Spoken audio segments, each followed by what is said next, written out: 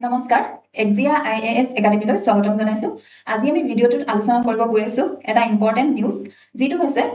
Supreme কোৰ্টে blanket Ben কৰিছে class 8 অৰ G NCERT social সায়েন্সৰ book হয় হে বুকখনৰ পাবলিকেশনত প্ৰিন্টিংত সাৰ্কুলেশন বা ডিজিটেলি যদি সাৰ্কুলেট হৈ আছে সকলোবোৰ বেন কৰা হৈছে কিয় বেন কৰা হৈছে কাৰণ চ্যালেঞ্জেস অফ দা কোৰ্ট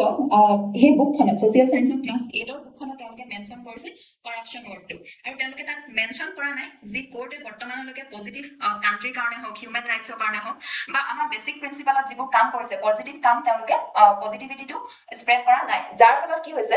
কোৰ্টৰ যিটো ইমেজ হয় ইমেজটো মেলাইন হৈছে আৰু সুপ্ৰিম কোৰ্টে কৈছে যে এটো ডেলিবাৰেটলি কৰা হৈছে গতিকে ইয়াৰ কাৰণে NCERT হে বুকখন লিখোতে যি অফিচিয়েল সকল ৰিলেটেড আছিল তেওঁলোকৰ ওপৰত ক্ৰিমিনেল কন্টেম্প অফ কোৰ্ট লগোৱা হৈছে এতিয়া আমি কন্টেম্প অফ কোৰ্ট কি হয়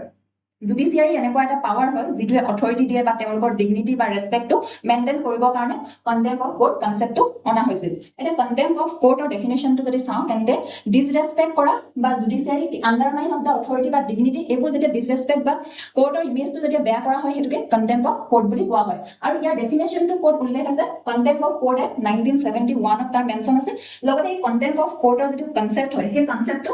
H.N. সান্যাল কমিটিয়ে ৰেকমেন্ড কৰিছে এতিয়া ইনক্লুড কি হয় কন্টেম্প অফ কোৰ্টৰ কি বস্তু বা কেনেকুৱা ধৰণৰ কথাবোৰ ইনক্লুড হৈ আছে disrespect to the dignity of court গতিকে কোৰ্টৰ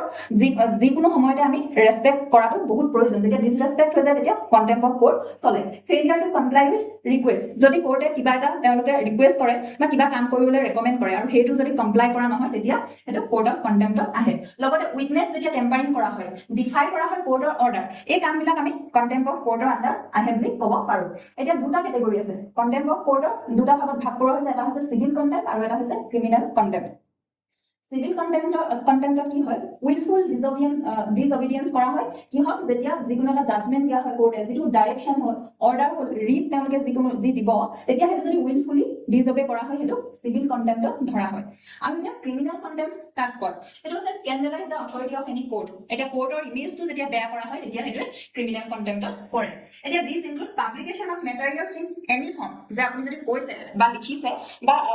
ডিজিটেলিও যদি ক'বাত প্ৰকাশ পাইছে ভাৰ্চুৱেলি তেতিয়াও এই ক্ৰিমিনেল কন্টেম্পট পৰিব এতিয়া NCERT যেহেতু মেনশন লিখা হৈছে গতিকে তেওঁলোকৰ এতিয়া কিহত পৰিব ক্ৰিমিনেল কন্টেম্পটত পৰিব এতিয়া নেক্সট যদি আমি চাও কন্টেম্পটৰ যেটো প্ৰসিডিং হয় কোৰ্টে কি কৰিব পাৰে সুমত কৰিব পাৰে সুমত কগনিজেন্স মানে তেওঁলোকে নিজেও এই প্ৰসিডিংটো নিজে লৈ হাতত লৈ আগবঢ়াব পাৰে আৰু কোনবা থাৰ্ড পাৰ্টিয়ে পেটিশন দাখিল কৰিলেও তেওঁলোকে কন্টেম্পট অফ কোৰ্টটো লগাব পাৰে আজিলৈ কন্টেম্পট অফ কোৰ্ট আৰু যি সুপ্ৰিম কোৰ্টে ব্ল্যাঙ্কেট বেন কৰিছে NCERT ওপৰত ইয়াৰ ৰিলেটেড ইনফৰমেশন ইমানেই আছিল এনেকুৱা ধৰণৰ যদি আপোনালোকে ইনফৰমেটিভ ভিডিও চাব বিচাৰে তেন্তে আমাৰ চেনেলটো শ্বেয়াৰ কৰিব আৰু সাবস্ক্ৰাইব কৰিব ধন্যবাদ